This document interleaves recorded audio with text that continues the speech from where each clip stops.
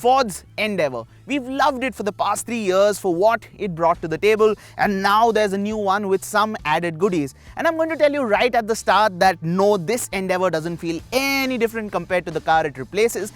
And yes, the added features do make the whole package a lot more appealing. That's it. Like, share, subscribe.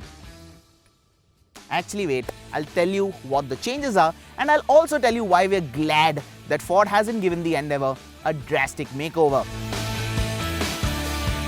But before we do that, let's take you through what's new. So what's new on the outside? Well, the most obvious change is this color.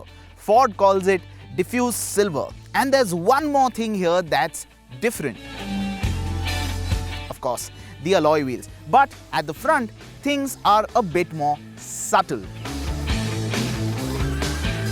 Can't immediately tell what's new here, right? Well, we don't blame you, but the biggest change here is this grille. It's Ford's traditional trapezoidal grille, and it's grown larger in size.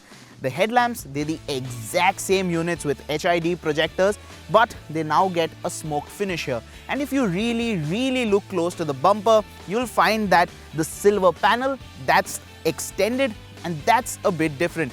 Other than that, it's all the same. From the rear, there are absolutely no changes except for the addition of the gesture tailgate, which we must say is quite handy when you've got your hands full of luggage.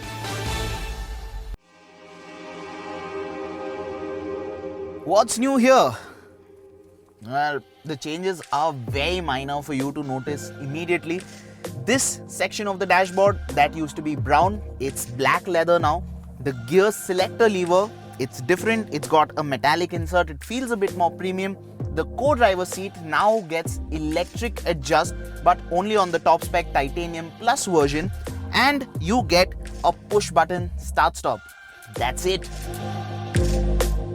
What's key to note is that Ford has trimmed the variant lineup of the Endeavour. So instead of having 3 or 4 variants, you've got just 2, the Titanium and the Titanium Plus.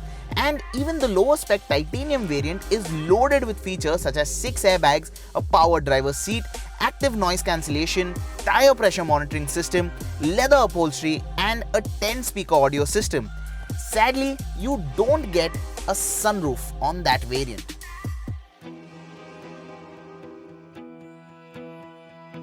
What you also don't get in the lower spec Titanium variant is this 3.2 litre 5-cylinder engine that makes 200 horsepower and 470 Newton meters of torque. It's available only in the Titanium Plus variant with a 6-speed automatic, there's no manual, and Ford's terrain response system. So the looming question in your head is that does the Endeavour feel any different to drive? Well, Ford says there have been 0 mechanical changes to the Endeavour. So no, it doesn't feel any different to drive. It's as punchy as ever for the highway. You can road trip in this all day long. And despite its size, it's actually quite manageable inside the city as well. But importantly, for those looking at a manual, Ford is reintroducing the 6-speed manual gearbox, but only with the 2.2 litre motor that's available in the Titanium variant. And sadly, you can't have a 4x4 manual just yet. So yes, the Endeavour is the same lovable, friendly giant that it always was. It nails the basics of presence, tech, ride quality and capability into one awesome package, and that is all it needs to do. Yes, the added features do make a stronger case for the Endeavour, and now there is a well-equipped lower version as well that sweetens the deal further. Well, remember that I said we're glad that the Endeavour didn't get a drastic makeover? That was because it never needed one.